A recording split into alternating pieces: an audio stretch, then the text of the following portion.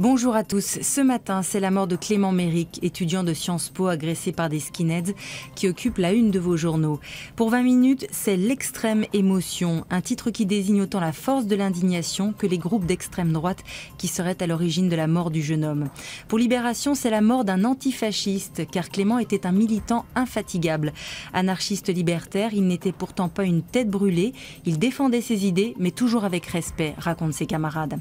Alors pour aujourd'hui en France, le Parisien, c'est bien la haine politique qui a tué le jeune homme de 19 ans. Elle se développe dans une France au climat politique électrique. Selon un sociologue, à l'occasion des manifestations contre le mariage pour tous, la parole s'est libérée à droite comme à gauche et avec elle une certaine violence. Dans La Croix, Dominique Quignot pointe du doigt les dangers d'amalgame. Chacun, écrit-elle, doit s'interroger et se souvenir que la violence des idées et celle des paroles ne sont pas innocentes. Certains mettent en cause la politique de sécurité du gouvernement et donc de celui qui l'a conduit, à savoir Manuel Valls. Le ministre de l'Intérieur fait justement la une de l'Express qui le dit prêt à tout pour décrocher Matignon.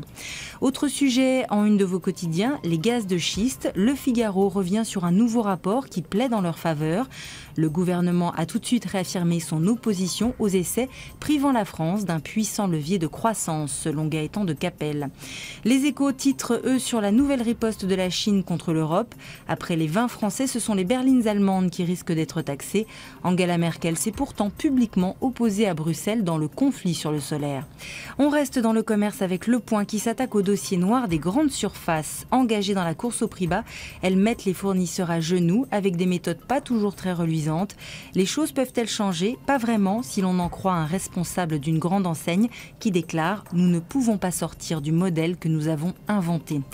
Marianne, de son côté, s'attaque à la malbouffe qui gagne la France. En cause, les lobbies alimentaires, la publicité et la grande distribution, encore elles, qui nous font avaler n'importe quoi. Dans les sujets difficiles à digérer, il y a l'argent dans le couple. Selon le Nouvel Observateur, c'est source de conflit pour 74% des couples. Et notamment quand la femme gagne plus que son époux. Cela reste contraire à une norme tacite dans la société, explique un psychiatre.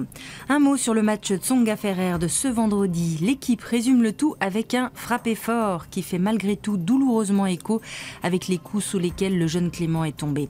Alors pour oublier tout ça, on largue les amarres, direction Rouen qui devient jusqu'au 16 juin la capitale des Trois-Mâts à l'occasion de la Grande Armada. Aujourd'hui, enfilez vos semelles d'écume et de vent. À lundi.